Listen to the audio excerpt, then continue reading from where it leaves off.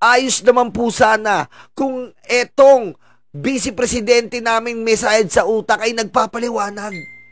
Pero hanggang ngayon po, wala pong inatupag kung hindi lumibot sa iba't ibang bansa. Sino po ba siya? Si Dora? What the fuck?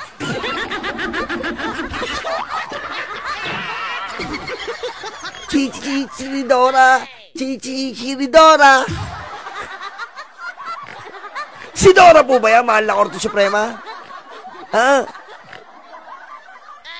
Pumupunta lang dito sa bansa natin para maligo. Tapos aalis na naman. Ang galing.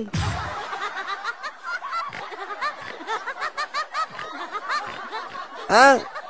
Ginagawa lang inidoro ang Pilipinas. Tumatay lang dito, sabay lalayas na naman ang hayop.